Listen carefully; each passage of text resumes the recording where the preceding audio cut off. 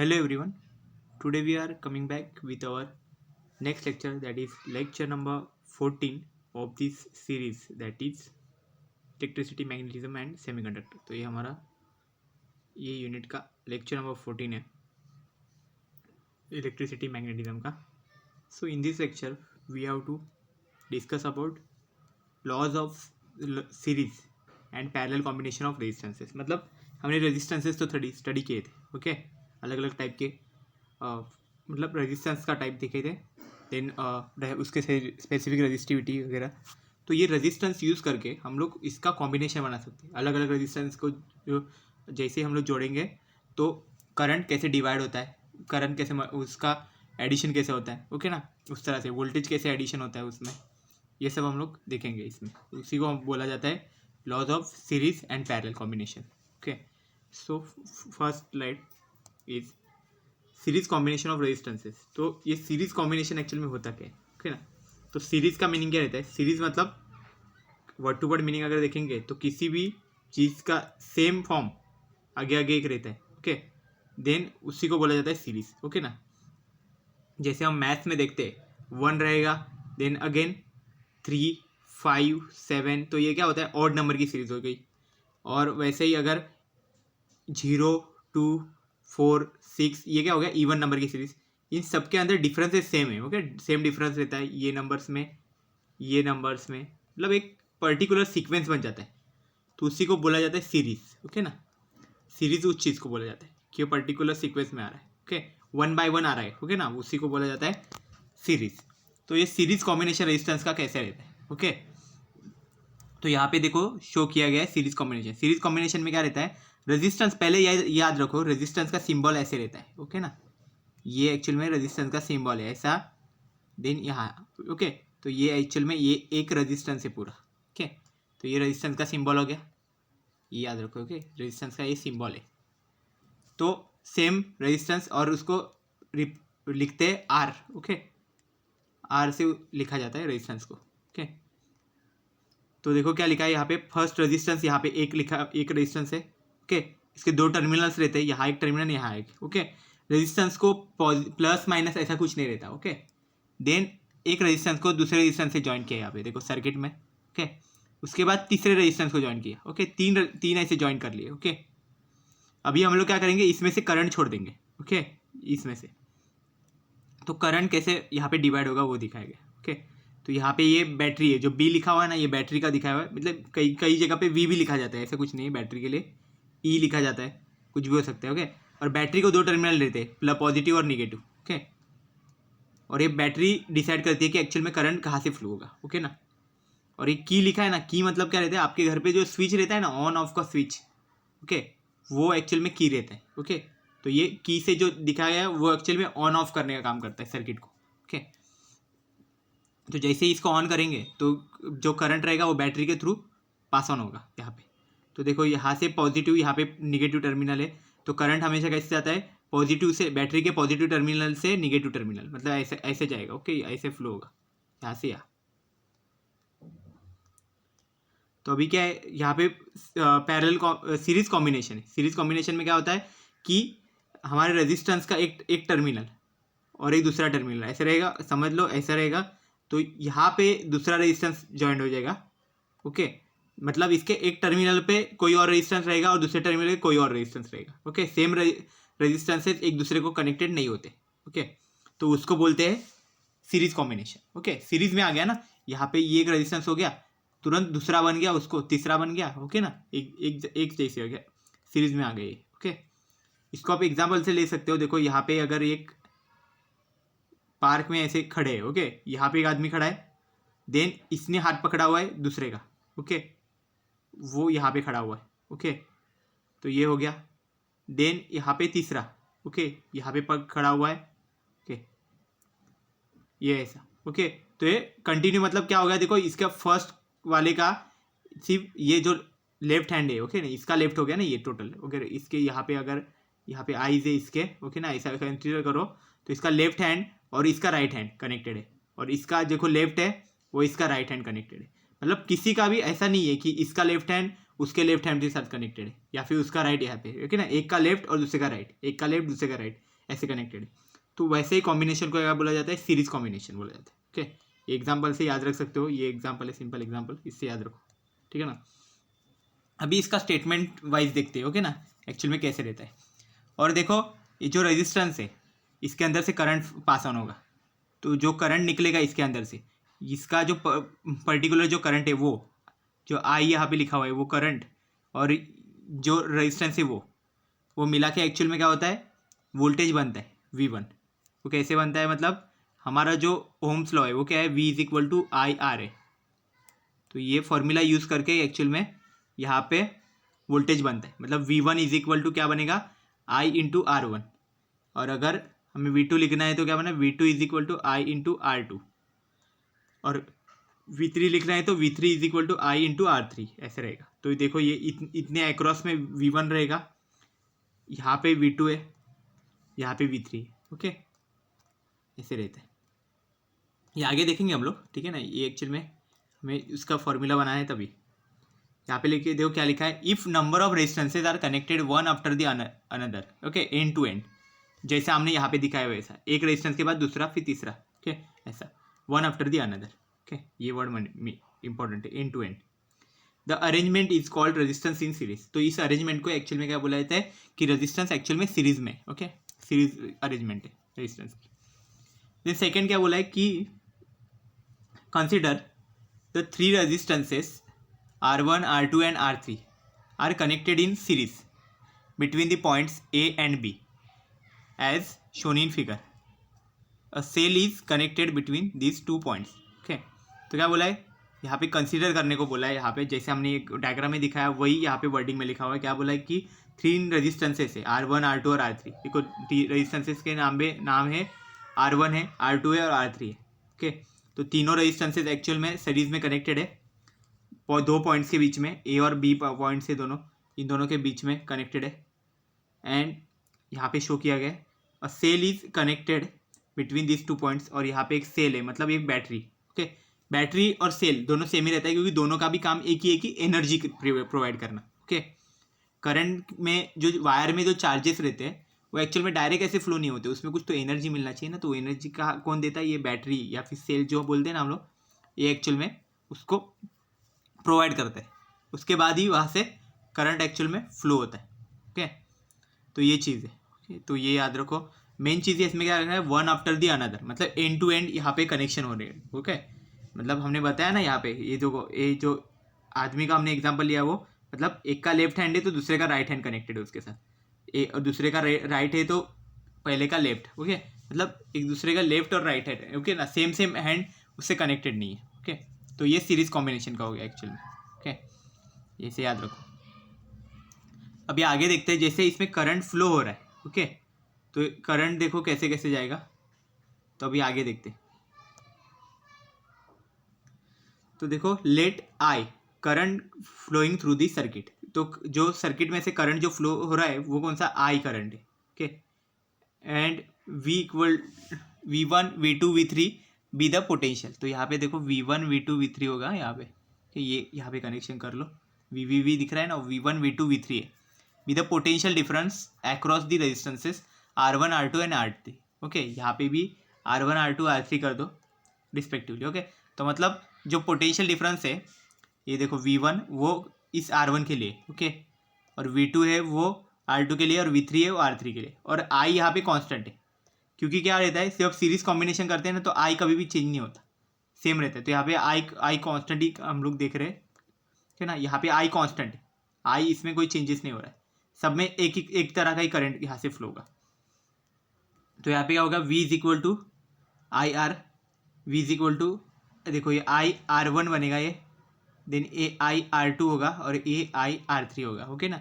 यहाँ पे आप करेक्शन कर लो, V is equal to I R1, V is equal to I R2 और V is equal to I R3। तो एक्चुअल में कैसे हो गया, ओम्स लॉ से हो गया, okay. According to Ohm's law क्या था हमारा, V is equal to I into R, okay. ये हमारा ओम्स लॉ था ना, ओके। तो इसमें क्या हो गया, V1 एक्चुअल में अगर हम लोग लिख रहे हैं V1, ओके, यहाँ पे 1 होगा, तो V1 का क्या होगा, I R1 बनेगा। और वही अगर V2 का लिखेंगे हम लोग, V2 के लिए I R2 बनेगा, ओके, और V3 के लिए लिखेंगे तो IR3 बनेगा। ओके, तो ये इस तरह से बनेगा सब। ओके, और सबसे लास्ट में क्या बनेगा मालूम है, यहाँ पे जो है VS बनेगा, VS is equal to IRS। तो S एक्चुअल में रिप्रेजेंट क्या कर रहा है, हमारे सीरीज कॉम्बिनेशन को रिप्रेजेंट कर रहा है। ओके, तो ये क्या बनेगा, VS is equal to IRS। Okay, तो ये देखो क्या होगा, VS is equal to IRS। Okay, series combination सबका जो मिला के जो बनेगा वो लास्ट में वो रहेगा। ओके, एंड यहाँ पे लिखा हुआ है RS का मीनिंग। ओके, तो ये R नहीं है, सिर्फ RS है। Okay, RS is equal to effective resistance of series combination. Okay, जो RS है वो एक्चुअल में क्या है, इफेक्टिव रेजिस्टेंस है सीरीज कॉम्बिनेशन का।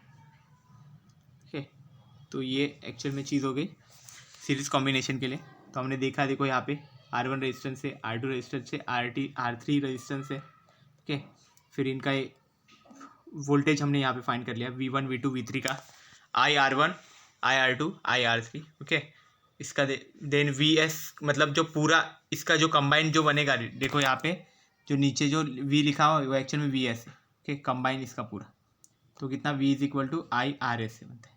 ओके, वो हमें फाइंड करना है। तो देखते आगे, तो क्या लिखा है, देखो यहाँ पे IRS इज इक्वल टू, तो IRS जो क्या बनेगा, ये इक्वल टू IR1, मतलब दोनों भी इक्वेशन है उसका, मतलब ये वाला इक्वेशन जो बन रहा है यहाँ पे VS equal to V1 plus V2 plus V3 था। VS इक्वल टू, यहाँ पे देखो ये इक्वेशन है ना, यहाँ पे मैं लिखता हूँ VS equal to V1 plus V2 plus V3। Okay, ये ऐसे बनेगा। तो यहाँ पे हमें ये सब वैल्यूज़ हमें सब्स्टिट्यूट करनी है, इसके अंदर हमें पुट करनी है वैल्यू। ओके ना, ये इक्वेशन में, इक्वेशन 1 में, तो इसलिए बोला गया इक्वेशन 1 और 2 दोनों का यूज़ करके हम लोग लिख सकते हैं IRS। ओके, ये एक्चुअल में क्या है, VS के लिए जो VS था ना हमारा, देखो हमने लिखा है यहाँ पे VS is equal to V1 plus V2 plus यहाँ पे V3 लिखता हूँ, ठीक है ना।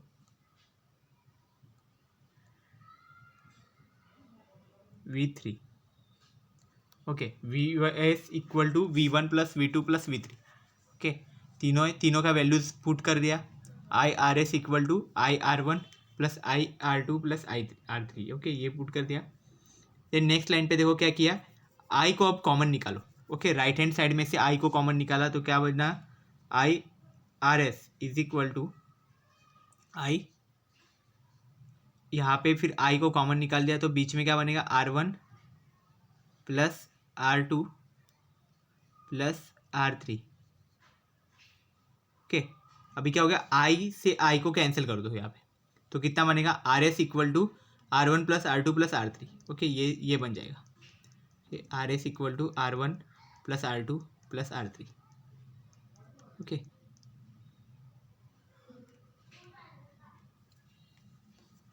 in general if n resistances R1 R2 R3 dot dot Rn, okay, RS लिखेंगे। ओके, n रेजिस्टेंसेस अगर यहाँ पे है तो वो हम लोग शो किससे करेंगे, R1 plus R2 plus R3 dot dot Rn। Okay, इससे रिप्रेजेंट करेंगे हम लोग। Okay, and are connected in series. Okay, वो सीरीज में अगर कनेक्टेड है, देन nth रेजिस्टेंस के लिए अगर सीरीज में कनेक्टेड है तो उसका फॉर्मूला कैसे बनेगा, देखो, तो उसका फॉर्मूला ऐसे बनेगा, RS equal to R1 plus R2 plus R3 plus dot dot dot, मतलब डॉट डॉट मतलब सो ऑन। ओके, उसके आगे मतलब और नंबर्स रहेंगे। ओके, प्लस जो लास्ट की टर्म रहेगी वो RN रहेगी, मतलब जो लास्ट का रेजिस्टेंस यहाँ पे रहेगा वो N की टर्म यहाँ पे रहेगी। ओके, इतने रेजिस्टेंस उसमें रहेंगे, मतलब अगर 5 रेजिस्टेंसेज रखेंगे तो ये लास्ट की टर्म R5 तक होगी। ओके, टोटल मतलब R1 R2 R3 R4 R5 ऐसे चारों रेजिस्टेंस की एडिशन होगी वहाँ पे। ओके, तो इसलिए हम लोग यहाँ पे क्या बोल सकते हैं अभी इसको, thus the effective resistance of series combination resistances, combination of resistances is equal to the sum of the individual resistances. तो हम इसको क्या बोल सकते हैं कि जो हमारा इफेक्टिव रेजिस्टेंस हुआ, ओके, सीरीज कॉम्बिनेशन के लिए, कॉम्बिनेशन रेजिस्टेंस के लिए is equal to the sum of the individual resistances, मतलब हर एक रेजिस्टेंस का जो इंडिविजुअल रेजिस्टेंस हमने जो काउंट किया था, ओके, वो उस रेजिस्टेंस के साथ इक्वल है, ओके, ऐसे हम लोग बोल सकते हैं अभी, is equal to the sum of the individual resistances. So thus the effective resistance of series combination of resistance is equal to the sum of the individual resistance। तो हम अगर कभी भी याद रखो कि अगर सीरीज कॉम्बिनेशन है तो हमेशा रेजिस्टेंस की एडिशन करनी, इतना याद रखना, ठीक है ना। कभी भी अगर सीरीज में अगर 3 रेजिस्टेंसेस कोई भी दिए गए हो, अगर यहाँ पे मैं ऐसे करता हूँ, यहाँ पे रेजिस्टेंस है, ऐसे ऐसे रेजिस्टेंसेस अगर दिए हुए, यहाँ पे भी 3 ही कंसिडर कर रहा हूँ। देखो ये पहले का है 5 ओम, देन यहाँ पे है 3 ओम एंड 4 ओम, ओके, और ये कनेक्टेड है ऐसे सीरीज। यहाँ पे कोई सर्किट रहेगा, उस सर्किट के साथ कनेक्टेड है, ओके, मतलब यहाँ पे एक बैटरी में कंसिडर करता हूँ, उसके साथ कनेक्टेड है, ये बैटरी के टर्मिनल्स, बड़ा और छोटा, ये ऐसे पॉजिटिव नेगेटिव, यहाँ से करंट फ्लो हो रहा है, ओके। तो ये जब इसमें से करंट फ्लो होगा तो कितना बनेगा इसका, 5, 3 और 4, 3 रेजिस्टेंसेस है, तीनों रेजिस्टेंस की एडिशन करेंगे तभी हमें इसका इफेक्टिव रेजिस्टेंस मिलेगा। तो इफेक्टिव रेजिस्टेंस अगर इसका फाइंड करना है तो कितना बनेगा, R S equal to R1 plus R2 plus R3, तो कितना 5 प्लस 3 प्लस 4 ओम, ओके, तो कितना बनेगा 5 प्लस 3 8 प्लस 4 12, तो 12 ओम इसका आंसर बन जाएगा, ओके। तो इस तरह से इफेक्टिव रेजिस्टेंस को हम काउंट कर सकते हैं। तो इफेक्टिव रेजिस्टेंस जब हम सीरीज में कनेक्ट करते हैं कभी भी रेजिस्टेंसेस को, तो रेजिस्टेंस की एडिशन करने से क्या होता है, रेजिस्टेंस की वैल्यू बढ़ती है, जो टोटल तो इफेक्टिव रेजिस्टेंस बनेगा ना उसकी वैल्यू ज़्यादा रहेगी कभी भी, ओके। तो इसलिए क्या होता है, सीरीज कॉम्बिनेशन एक्चुअल में क्या करता है, रेजिस्टेंस बढ़ाता है। मतलब अगर हमें सर्किट में अगर रेजिस्टेंस बढ़ाना है, अगर वो ज़्यादा करना है तो क्या करना पड़ेगा, रेजिस्टेंसेस है उनको सीरीज़ में लगा दो, सीरीज़ में लगाते ही उसकी वैल्यू बढ़ती जाएगी, ओके। तो ये एक्चुअल में बहुत सारे सर्किट्स में यूज़ होता है रेजिस्टेंस, क्योंकि यूज़फुल भी है रेजिस्टेंस। अगर कभी कभी अगर बहुत बड़े बड़े सर्किट्स रहते हैं तो वहाँ पे रेजिस्टेंस का बहुत यूज़ होता है, ओके। करंट को कंट्रोल करने में रेजिस्टेंस का मोस्टली वहाँ पे यूज़ किया जाता है। नेक्स्ट क्या है, देखो, this combination is use to increase the resistance in circuit. जो अभी हमने बताया ना वही चीज़ है कि ये जो कॉम्बिनेशन है सीरीज कॉम्बिनेशन, ये एक्चुअल में सर्किट में जो हमारा रेजिस्टेंस रहता है उसकी वैल्यूज़ को इंक्रीज़ करने के लिए इसका मोस्टली यूज़ किया जाता है, ओके। इसका यूज़ करके हम इजीली वैल्यूज़ इसको इंक्रीज़ कर सकते हैं। बस हमें सीरीज़ में उसको कनेक्ट करना है, उसकी एडिशन होती जाएगी। अगर एडिशन हो रही है इसका मतलब समझ जाना कि वो बढ़ते जा रहा है, ओके। एडिशन मल्टीप्लिकेशन इस चीज़ में मतलब क्या होता है कि एक्चुअली में बढ़ रही है, वैल्यू बढ़ती है, ओके। और सब्ट्रैक्शन या फिर डिवीज़न करते हैं तो वैल्यू कम कम होती रहती है, ओके, वो चीज़ रहता है। तो अभी क्या करेंगे, सीरीज़ हमने देख लिया, सीरीज़ कॉम्बिनेशन। अभी नेक्स्ट और एक था पैरेलल कॉम्बिनेशन, तो उस पर अभी स्टडी करते हैं कि पैरेलल कॉम्बिनेशन एक्चुअल में होता क्या है, ओके, वो भी देख लेते हैं। तो देखो, parallel combination of resistances, okay. तो पैरेलल कॉम्बिनेशंस क्या होते हैं रेजिस्टेंस के इसके, तो देखो इसमें क्या रहेगा, पैरेलल कॉम्बिनेशन में जो रेजिस्टेंसेस रहेंगे ना उसके एंड टू एंड तो नहीं कनेक्टेड होंगे, ओके। सेम टर्मिनल को सेम टर्मिनल कनेक्टेड होगा, ऐसा होगा। अब देखो यहाँ पे एक रेजिस्टेंस दिखाया गया, तो इसका जो पहला जो टर्मिनल है वो, और इसका सेकंड, ओके। फिर इसका जो पहला है वो पहले को कनेक्टेड है, सेकंड वाला सेकंड को कनेक्टेड है। अब ये थर्ड रेजिस्टेंस है यहाँ पे, इसका भी फर्स्ट जो है टर्मिनल वो फर्स्ट को कनेक्टेड है, सेकंड टर्मिनल सेकंड को कनेक्टेड है। तो इसका मतलब क्या होगा, सेम सेम पॉइंट उसके कनेक्टेड है एक दूसरे को, ओके, ये चीज़ होगी। तो ये एक्चुअल में चीज़ समझने वाली है कि पैरेलल कॉम्बिनेशन इसी को बोला जाता है। मतलब पैरेलल डेटा कहीं पे हम लोग कनेक्टेड हो रहा है। यहाँ पे सीरीज़ में क्या होता था, वो 1 बाय 1 चला जाता था, और पैरेलल में ऐसा नहीं है, सेम सेम को वो कनेक्टेड है, ओके। मतलब पॉजिटिव को पॉजिटिव कनेक्टेड है, निगेटिव को निगेटिव कनेक्टेड है।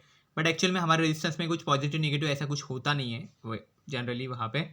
पर हम लोग ऐसे कंसिडर करते हैं कि फर्स्ट जो एक टर्मिनल है वही है, ओके, उससे कनेक्टेड है। और अगर इसको डायग्रामेटिकली अगर मैं दिखाऊँ, ओके ना, तो यहाँ पे देखो एक यहाँ पे पर्सन अगर खड़ा है, ओके, सेम ऐसे, ओके, और दूसरा भी यहाँ पे सेम खड़ा हुआ है, ओके। तो इसका एक हैंड और उसका एक हैंड, सेम हैंड वहाँ पे उन्होंने कनेक्टेड है यहाँ पे। ओके, तो ये एक्चुअल में क्या फाइंड कर रहे, ये फॉर्म कर रहे, हमारा सीरीज कॉम्बिनेशन फॉर्म कर रहे। ओके, इस तरह से होगा, सीरीज नहीं, एक्चुअल में पैरेलल कॉम्बिनेशन फॉर्म कर रहे, वो चीज़ यहाँ पे हम रिकमेंड कर सकते हैं। मतलब इसमें भी वही चीज़ क्या है ना कि सेम इसका टर्मिनल और इसका भी टर्मिनल सेम। ओके, यहाँ पे कनेक्टेड है। Okay, end to end connection नहीं हो रहा है यहाँ पे। ओके, तो ये एक्चुअल में चीज़ पैरेलल कॉम्बिनेशन में होती रहती है। पैरेलल कॉम्बिनेशन में हम लोग देखेंगे कि बहुत सारी चीज़ें ऐसी रहती है कि जिसमें सेम उसके जो टर्मिनल्स रहते हैं, सेम साइड रहता है, वो कनेक्टेड होता है कभी भी उसका। ओके, तो वो चीज़ रहती है। तो इसमें देखो स्टेटमेंट हम लोग देखते हैं अभी डायरेक्ट, ठीक है ना। ये तो हमने डायग्राम में तो देख लिया कि ये ऐसे कनेक्टेड होती है कि यहाँ पे, और यहाँ पे बीच में बैटरी भी है। यहाँ पे देखो वोल्टेज इस सबका सेम, यहाँ पे ऐसा पूरा वोल्टेज आ जाएगा। ओके, करंट यहाँ पे देखो, करंट यहाँ पे 3 अलग अलग चीज़ों में डिवाइड हो गया, I1 I2 I3 लिखा। तो यहाँ पे क्या हो रहा है, ये रेजिस्टेंसेस जब पैरेलल में रखते हैं ना तो करंट एक्चुअल में डिवाइड होते रहते हैं इसमें। ओके, सीरीज में था तो वो डिवाइड नहीं होता था, वो कंटिन्यू जाता था। पर यहाँ पे क्या होगा, उसको एक टाइम पे 3 जगह पे जाना पड़ेगा। तो 3 जगह से उसको जाना पड़ेगा, तो क्या हो जाएगा, वो उसको डिवाइड करना होना पड़ेगा खुद को। तो इसलिए वो 3 अलग अलग पाथ में से जा रहा है, इसलिए I1 I2 I3 में वो डिवाइड होगा। बट लास्ट में वो वोल्टेज पूरा समय है इसका, पूरा इसका कंबाइन ले आएगा। ये बैटरी है, ये की है। ओके, जो एक्चुअल में ऑन ऑफ के लिए यूज़ की जा रही है।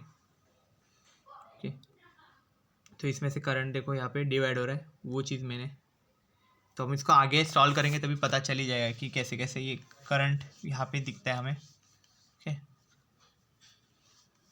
तो अभी देखो नेक्स्ट क्या लिखा हुआ है यहाँ पे, स्टेटमेंट में देखते हैं। तो स्टेटमेंट में क्या लिखा है, if number of resistances are connected between 2 common points the arrangement is called resistance in parallel. तो रेजिस्टेंस का देखो यहाँ पे क्या बताएगा, 2 कॉमन पॉइंट्स। तो यहाँ पे कॉमन पॉइंट्स क्या है, एक पॉइंट है A, दूसरा पॉइंट है B, और हमारे रेजिस्टेंसेस कितने हैं, 3 रेजिस्टेंसेस। तो R1 का पहले एक पॉइंट यहाँ पे A पे कनेक्टेड है, दूसरा B पे कनेक्टेड है। R2 का भी क्या है, एक A पे कनेक्टेड है, एक B पे। R3 का भी वही है, एक A एक B। ओके, तो मतलब क्या हो गया, सेम पॉइंट्स में हमारे रेजिस्टेंसेस कनेक्टेड हुए, सेम पॉइंट्स में हमारे रेजिस्टेंसेस कनेक्टेड हुए, इसलिए क्या हो गया, यहाँ पे हम लोग बोल सकते हैं कि वो एक्चुअल में पैरेलल कॉम्बिनेशन हो गया, सेम पॉइंट्स पे कनेक्टेड हो गए। मतलब कंसीडर कर लो कि यहाँ पे एक आदमी कनेक्टेड है, खड़ा हुआ है, यहाँ पे भी एक खड़ा हुआ है, और यहाँ पे भी एक। ओके, और तीनों को यही पे जाना है। ओके, ये 2 पॉइंट्स, ये 2 पॉइंट्स, ये 2 पॉइंट्स। ओके, तो वो चीज़ एक्चुअल में होता है यहाँ पे। ओके, पैरेलल कॉम्बिनेशन में कि सेम पॉइंट्स उनको अलॉट किए गए। ओके, तो ये पैरेलल कॉम्बिनेशन का एक एग्जांपल हमने देखा कि इस तरह की अरेंजमेंट रहती है। तो यहाँ पे देखो क्या लिखा है, कंसिडर 3 रेजिस्टेंसेस R1 R2 और R3। ओके, 3 रेजिस्टेंसेस दिए हुए, R1 R2 R3 ऐसे 3 रेजिस्टेंसेस है। तो ये तीनों रेजिस्टेंसेस क्या है कि पैरेलल में कनेक्टेड है between the points A and B। Okay, connected as shown in, इस फिगर में दिखाया गया है देखो कि 2 पॉइंट्स है A और B, वो दोनों पॉइंट्स को ये एक्चुअल में उनके बीच में ये R1 और R2 और R3 ऐसे 3 रेजिस्टेंसेस एक्चुअल में कनेक्टेड है। Okay, a cell between the points A and B। तो ये सेल है वो एक्चुअल में A और B पॉइंट्स के बीच में। ओके, तो ये है, और बाद में यहाँ पे की भी कनेक्टेड है। ओके, और जो करंट है एक्चुअल में यहाँ पे चेंजेस, करंट का ही मेन चेंजेस है जो सीरीज़ में नहीं दिखता था। सीरीज़ में क्या होता था, डायरेक्ट ऐसे रेजिस्टेंसेस कनेक्टेड है तो उसको क्या होता, एक रेजिस्टेंस से काम हुआ तो उसके बाद सेकंड, फिर थर्ड, ऐसा था। लेकिन यहाँ पे ऐसा नहीं है, यहाँ पे क्या, हर एक रेजिस्टेंस अलग अलग पाथ में, तो उसको हर एक के पास जाना पड़ेगा। हर एक के पास तो एक टाइम पे नहीं जा सकता, लेकिन एक टाइम पे जाना पड़ेगा क्योंकि पैरेलल कॉम्बिनेशन है। तो वो क्या करेगा, वहाँ पे उसको डिवाइड करना पड़ेगा रेजिस्टेंसेस को, करंट को। तो करंट अगर उसका पास 3 एम्पियर है तो उसको क्या करना पड़ेगा, तीनों में जाना है तो उसको 2 एम्पियर 1 एम्पियर 1 एम्पियर 1 एम्पियर ऐसे उसको डिवाइड होना पड़ेगा। वो भी डिपेंड करता है अपने रेजिस्टेंसेस पे, रेजिस्टेंस की वैल्यू क्या है उसके ऊपर। ओके, वो करंट की वैल्यू वहाँ पे रहेगी। मतलब जिसका रेजिस्टेंसेस कम रहेगा वहाँ से करंट पहले जाता है। ओके, ज़्यादा जाता है करंट वहाँ पे फ्लो होगा। ओके, उस तरह से मतलब करंट की वैल्यू पे भी डिपेंड करता है कि कितना एक्चुअल में कितना रेजिस्टेंस की वैल्यू पे डिपेंड करता है एक्चुअल में कितना करंट वहाँ से फ्लो होगा। ओके, देन नेक्स्ट देखते हैं अभी इसका डेरिवेशन पार्ट। तो देखो क्या बोला है कि let we equal to potential difference between the points A and B. Okay, तो ए और बी के बीच में जो पोटेंशियल डिफरेंस है एक्चुअल में वो वी कंसिडर किया हुआ है यहाँ पे। ओके, मतलब यहाँ पे वोल्टेज सेम रहेगा। ओके, वोल्टेज में चेंजेस नहीं है, पोटेंशियल सेम रहेगा यहाँ पे सब जगह पे। चेंजेस एक्चुअल में यहाँ पे कहाँ पे हो रही है, करंट में चेंजेस हो रही है, जो हमने अभी डायग्राम में भी देखा कि वो करंट कैसे डिवाइड हो रहा है I1 I2 और I3 के फॉर्म में। ओके, और जो हमारा पोटेंशियल डिफरेंस है वो एक्चुअल में यहाँ पे कांस्टेंट रह रहा है, उसमें किसी भी तरह का चेंजेस नहीं आ रहे। देन अभी नेक्स्ट देखते हैं। देखो I1 I2 और I3 be the current flowing through the resistances R1 R2 और R3 रिस्पेक्टिवली। अभी तो I यहाँ पे चेंजेस है, तो हम लोग यहाँ पे करंट देखेंगे, तो करंट का फॉर्मूला लिखो। तो क्या लिखा है, I equal to I1 plus I2 plus I3। Okay, ये फॉर्मूला लिख दिया। ओके, अभी I का वैल्यू लिखना है हमें। ओके, हर एक I का वैल्यू लिखना है, पहला जो I है उसका भी और जो लास्ट का भी। तो फर्स्ट जो I है वो एक्चुअल में हम लोग आई पी लिखते हैं, ठीक है ना, पैरेलल कॉम्बिनेशन का स्टडी कर रहे हैं ना, तो जिसका जो कंबाइन में आई बनता है वो पी लिखेंगे यहाँ पे, आई पी लिख देंगे, ठीक है ना। देन अभी ओम्स लॉ यूज करेंगे, तो ओम्स लॉ एक्चुअल में क्या था हमारा, V is equal to I R. अब आई के फॉर्म में लिखो, आई के फॉर्म में क्या होगा, I is equal to V by are.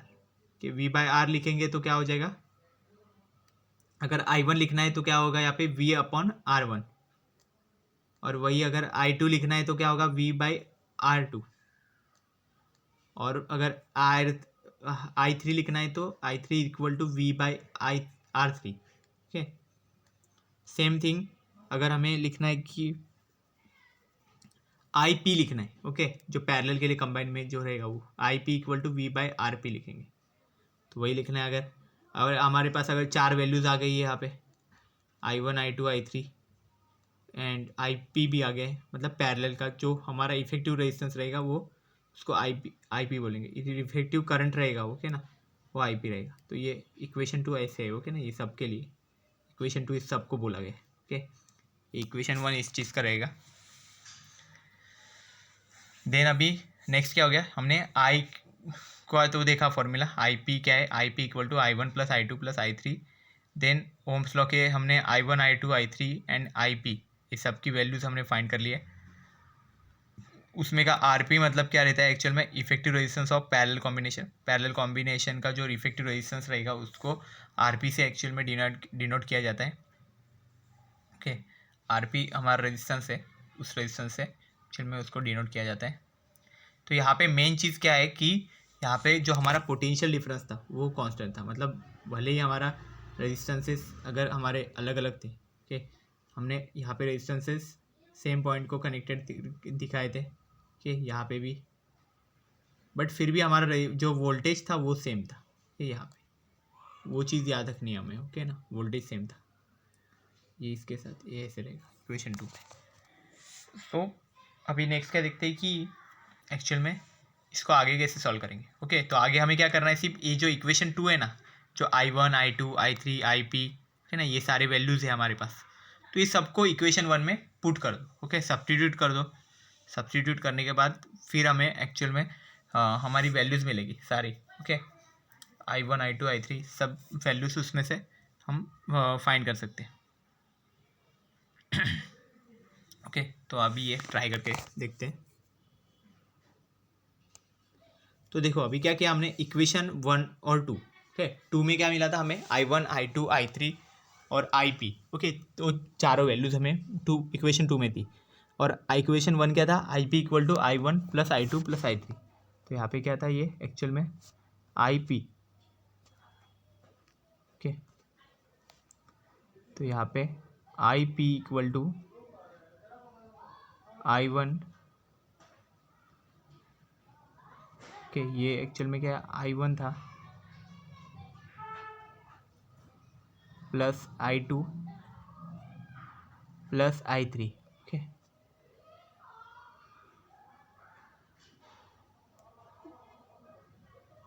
तो ऐसा रहेगा। तो IP equal to I1 plus I2 plus I3 ऐसा रहेगा। इफेक्टिव करंट हमें का फॉर्मूला, तो इसमें करंट के इसमें जो हमें इक्वेशन मिले थे, इक्वेशन 2 में जो मिला था वैल्यूज़, वो वैल्यूज़ पुट कर दो यहाँ पे।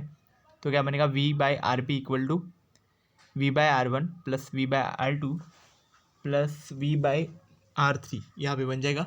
अभी क्या कर रहा है, ये सब में से V कॉमन निकालो, V को कैंसिल कर दो। ओके, देखो लेफ्ट हैंड साइड में भी V है, राइट हैंड साइड भी V है, सारे V को कैंसिल यहाँ पे कॉमन निकालो राइट हैंड साइड से। तो कितना बनेगा यहाँ पे, V/RP इक्वल टू, तो देखो ये बनेगा V/RP equal to V common निकालेंगे तो ये क्या बनेगा, 1/R1 plus 1/R2 plus 1/R3। तो ये बन गया। अभी क्या हो गया, इधर का V और इधर का V कैंसिल हो जाएगा, ब्रैकेट में कितना बनेगा, तो यहाँ पे बाहर बनेगा 1/RP equal to 1/R1 plus 1/R2 plus 1/R3। तो ये यहाँ पे मिल गया देखो। तो ये एक्चुअल में चीज़ यहाँ पे हमें मिलेगी 1/RP equal to 1/R1 plus 1/R2 plus 1/R3 ऐसे मिलेगा। ओके, तो ये R3 तक क्यों मिला, क्योंकि हमने यहाँ पे 3 रेजिस्टेंसेस लिए थे।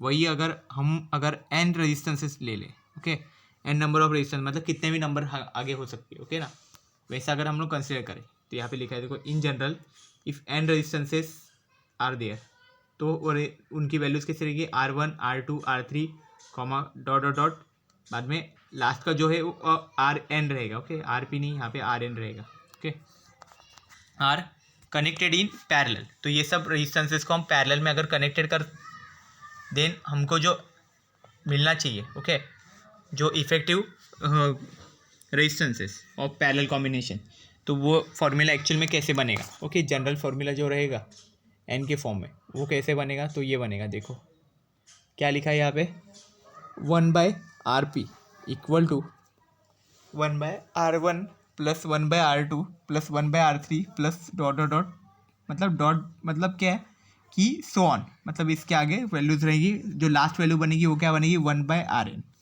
मतलब अगर 5 रेजिस्टेंसेस को अगर पैरेलल में लगाते हो तो वो वैल्यू कहाँ तक बनेगी, 1/R1 plus 1/R2 plus 1/R3 plus 1/R4 और प्लस 1/R5।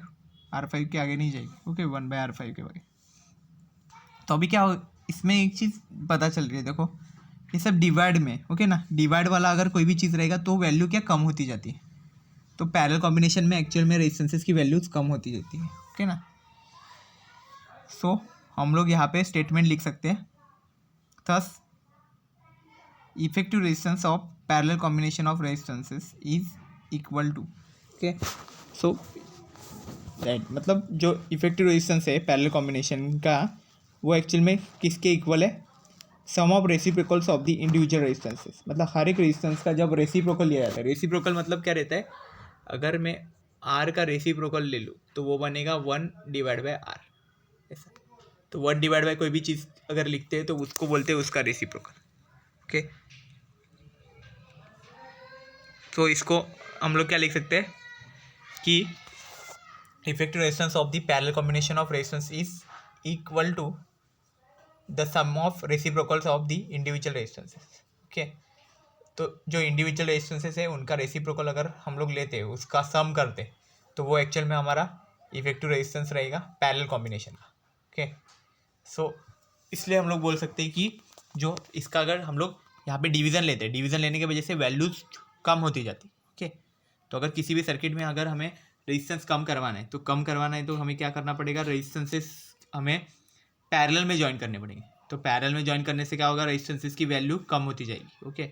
भले ही वो रेजिस्टेंसेस की वैल्यू ज़्यादा भी हो, तो भी अगर पैरेलल में कनेक्ट कर रहे हो तो वो वैल्यूज़ कम होती जाएगी, ओके। वो चीज़ एक्चुअल में इसका एक बेनिफिट भी है, ओके। कुछ सर्किट में वैसे रिक्वायर्ड भी होता है। This combination is use to decrease the resistance in the circuit, तो सर्किट में रेजिस्टेंस की वैल्यू कम करने के लिए वहाँ पे हमें ज़रूरत पड़ती है। ओके, देन नेक्स्ट देखो क्या है, तो क्वेश्चन बैंक के कुछ क्वेश्चन देख लेते हैं, ठीक है ना। क्वेश्चन बैंक के क्वेश्चन क्या है देखो, तो फर्स्ट क्वेश्चन यहाँ पे हमारा क्या है, जो लास्ट लेक्चर थे उस पर बेस्ड है। The resistance of the conductor is depends on, तो कंडक्टर का जो रेजिस्टेंस होता है उसका, और वो किस चीज़ पे डिपेंड करता है। ओके, तो हमने देखे थे कुछ फैक्टर्स देखे थे, उन सब फैक्टर्स पे एक्चुअल में वो डिपेंड करता है। ओके, रेजिस्टेंस कंडक्टर का, तो वो मटेरियल पे भी डिपेंड करता है। Okay, length and area of cross section पे भी डिपेंड करता है, और टेम्परेचर पे भी एक्चुअल में वो डिपेंड करता है। तो इसलिए हम लोग बोल सकते हैं कि the resistance of the conductor is depends on material, length and area of cross section and temperature. That means all of the above values okay are the factors of the responsible for resistance. तो यहाँ पे इसका answer D आएगा। तो next क्या है, the resistance of conductor is directly proportional to. तो हमने देखा था कि रेजिस्टेंस का जो रिलेशन देखा था, तो उसमें हमने देखा था कि कुछ क्वांटिटी के साथ वो डायरेक्ट भी रिलेशन में दिखा रहा है। तो अगर कोई वायर कंसिडर करते, अगर उसका ये लेंथ अगर बढ़ाते तो उसका रेजिस्टेंस भी बढ़ता है। तो इसका मतलब क्या था, वो रेजिस्टेंस की वैल्यू थी वो एक्चुअल में लेंथ के साथ डायरेक्टली प्रोपोर्शनल हमने बताया था। ओके, तो ये क्वेश्चन में हमें कौन से क्वांटिटी दी है, एरिया दिया है, करंट दिया है, बोथ ए एंड बी भी बोला है, ऐसा भी है। ओके, तो लेकिन एक्चुअल में क्या रहता है, रेजिस्टेंस सिर्फ एक ही क्वांटिटी के साथ डायरेक्टली प्रोपोर्शनल है, और वो कौन सी क्वांटिटी है, लेंथ। तो इसलिए इसका आंसर क्या आएगा, डायरेक्टली प्रोपोर्शनल किसके साथ है, वो एक्चुअल में आंसर होगा लेंथ के साथ, मतलब लेंथ ऑफ द कंडक्टर के साथ। ओके, और वो डायरेक्टली प्रोपोर्शनल रिलेशन है उसका। ओके, सो ये हो गया। नेक्स्ट क्या बोला है कि resistance of conductor is inversely proportional to. तो अभी डायरेक्टली प्रोपोर्शनल तो लेंथ के साथ है, मतलब लेंथ अगर बढ़ेगी तो रेजिस्टेंस भी बढ़ेगा, ऐसा है।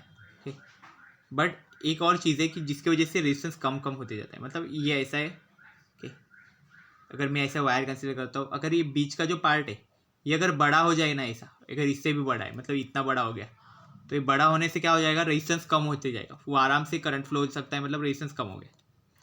ओके, तो ये एक्चुअल में क्या हो रहा है, मतलब ये अगर बढ़ रहा है तो रेजिस्टेंस कम हो रहा है, ये अगर कम हो रहा है तो रेजिस्टेंस बढ़ रहा है।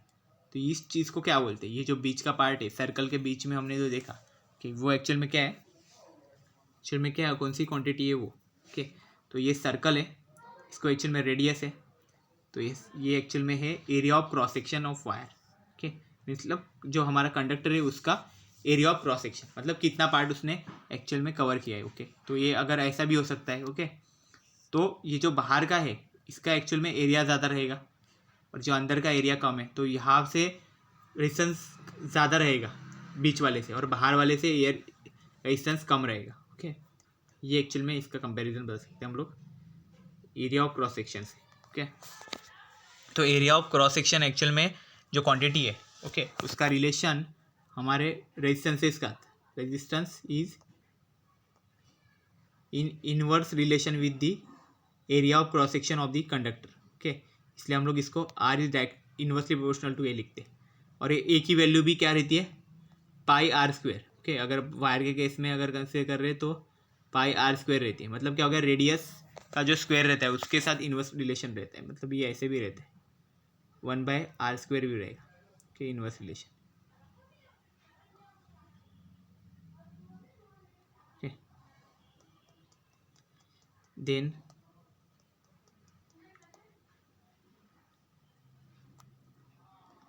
अभी नेक्स्ट जो क्वेश्चन है वो कौन सा है,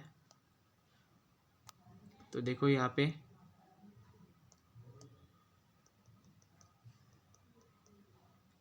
द रेजिस्टेंस यहाँ पे हो गया इनवर्सली प्रोपोर्शनल किसके साथ है, एरिया के साथ है।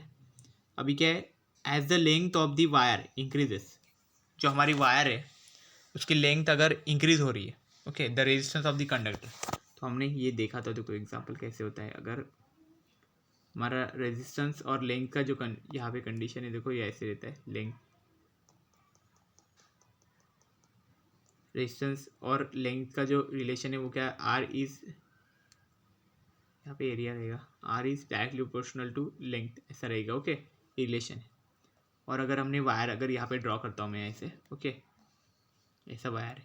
ओके, तो इसमें क्या होगा, अगर लेंथ इसका हम लोग इंक्रीज करते तो क्या होगा, अगर यहाँ पे देखो अगर लेंथ इंक्रीज करते हो डायरेक्ट रिलेशन है, मतलब क्या होगा, रेजिस्टेंस भी इंक्रीज हो जाएगा। ओके, तो ये एक्चुअल में चीज़ यहाँ पे होगी कि अगर लेंथ को इंक्रीज करते हैं तो रेजिस्टेंस भी बढ़ते जाएगा, मतलब यहाँ पे लेंथ बढ़ेगी तो यहाँ का रेजिस्टेंस बढ़ते बढ़ते जाएगा। ओके, और अगर लेंथ को डिक्रीज करते हैं तो रेजिस्टेंस भी डिक्रीज होते जाएगा।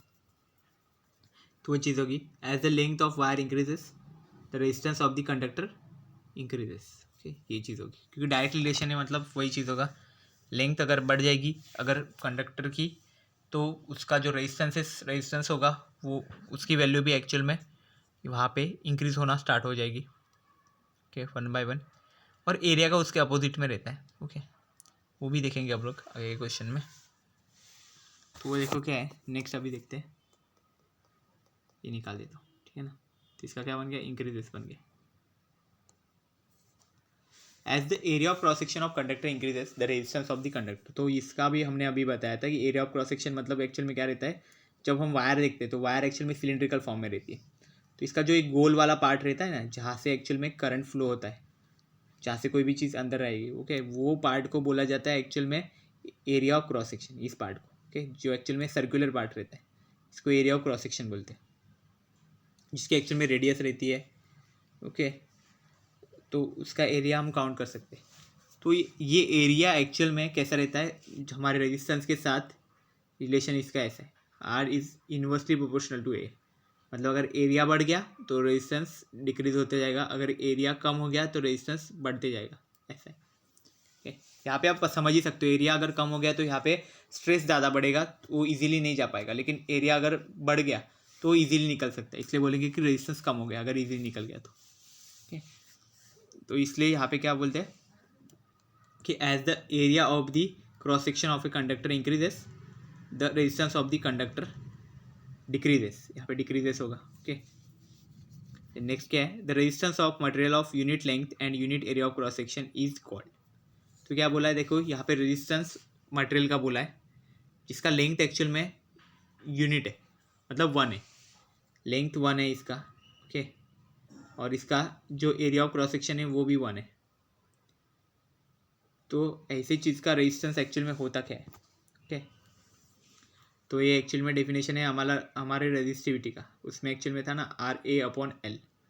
तो इसमें अगर हम लेंथ की वैल्यू अगर 1 डालते हैं, ए की वैल्यू भी 1 होती है, तो हमारा जो एक्चुअल में आंसर बनेगा वो एक्चुअल में बनेगा हमारा रेजिस्टेंस। यही एक्चुअल में इसका आंसर बन जाएगा। So this is the definition for the resistivity. Okay, तो आंसर हमारा क्या बनेगा, रेजिस्टिविटी। निकाल देता हूँ मैं और यहाँ पे लिखता हूँ रेजिस्टिविटी। तो ये रेजिस्टिविटी बन गया। तो नेक्स्ट क्या लिखा है, देखो, द यूनिट ऑफ रेजिस्टिविटी और स्पेसिफिक रेजिस्टेंस इज। तो रेजिस्टिविटी का हमें फॉर्मूला तो मालूम है, RA/L। ओके, तो इसमें क्या लिखेंगे, आर की वैल्यू है ओहम, और ओहम आर का एक्चुअल में यूनिट है। एरिया का यूनिट बनता है मीटर स्क्वायर, और जो नीचे लेंथ है उसका यूनिट बनता है मीटर। तो मीटर नीचे का मीटर, और ये मीटर स्क्वायर में से एक मीटर गया, तो ओहम मीटर एक्चुअल में वैल्यू हमारी बन गई ओहम मीटर, ये वैल्यू बन गई। ओके, ये एक्चुअल में इसका यूनिट बनेगा।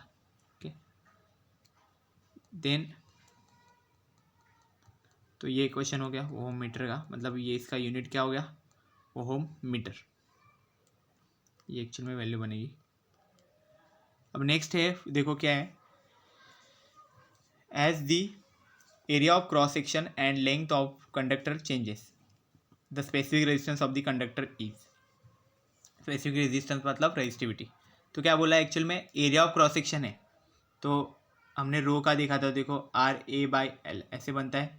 तो इन्होंने क्या बोला है कि जो एरिया ऑफ क्रॉस सेक्शन है वो अगर चेंज होता है, ओके, मतलब ए चेंज हो जाएगा, आर भी चेंज हो जाएगा।